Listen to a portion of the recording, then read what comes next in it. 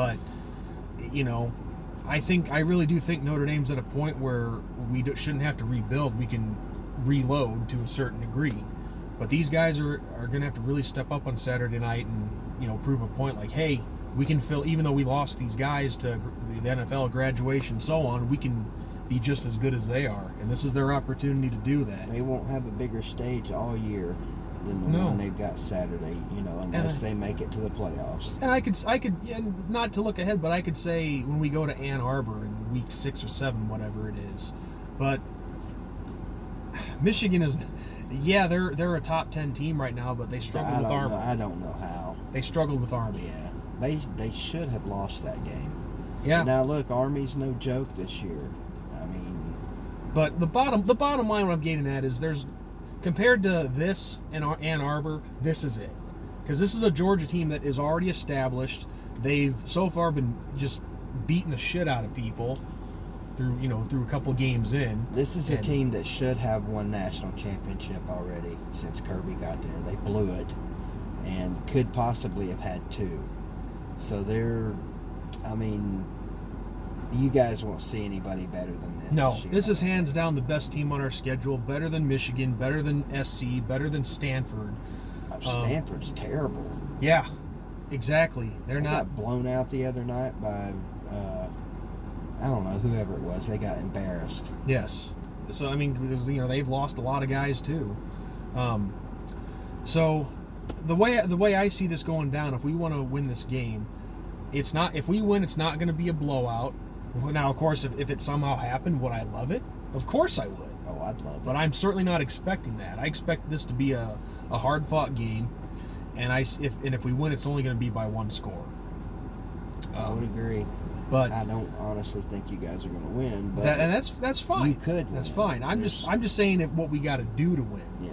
And what I think is going to happen if we are able to, get shit done, step it up in the trenches.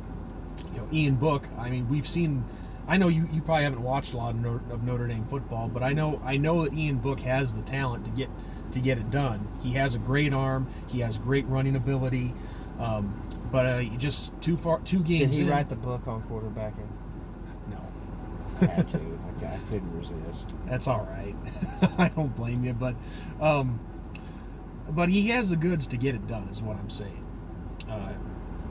And just the problem that I've seen with him so far through the first, game and a half, because that second half against New Mexico, he did a phenomenal job, was just, not being comfortable in the pocket, which a quarterback needs to be able to do. Doesn't matter if they're a pocket or a dual threat. You got to stay comfortable in that pocket, and he hasn't been trusting his teammates. He's been made some silly throws, some lousy decisions at times, but we got a taste of hey, that's right, he can do this. We forgot about that, and we saw that in the second half. And when he's calm, he is on his game.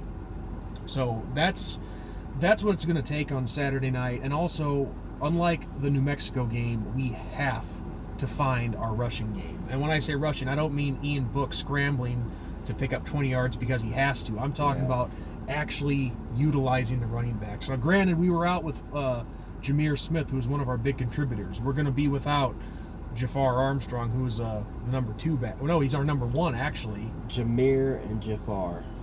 Yeah. How close is that to near and far? I didn't think of that, but that's true. Jameer and Jafar, near and far. You're going to need both of those dudes for sure. Yeah, but I know for a fact Jafar is out for the next 3 games after this because of a groin injury. Good thing his name's not Kareem Abdul. Kareem Abdul-Jabbar.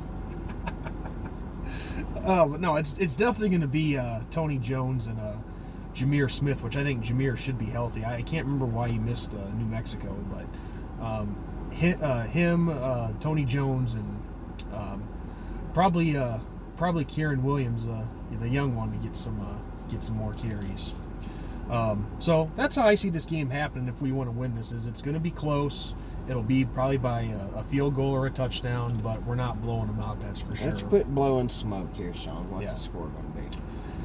I said on your stream 35-28 Notre Dame, and I'm sticking with that.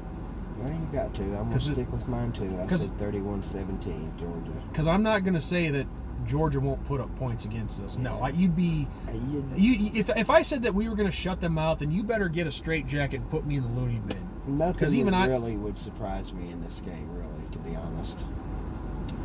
But all I know is I just, regardless of what happens, I hope we're standing on top at the end. That's all I can hope for. I'm not going to guarantee it, but I just hope it happens. Because I think that's being a true fan right there, is just sticking with your team no matter what happens, not quitting on them. And so I think the Irish, if we win, it's going to be by 35-28. So I'm out of things to talk about as far as football goes. How about anything out of you, Keith?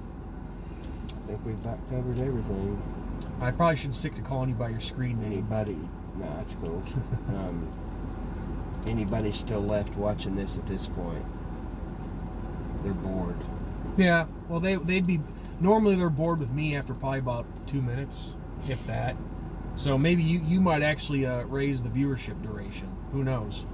But I'd like to think that when I have guests on, it gives people somewhat of a reason to watch. I'm the same. I feel the same way.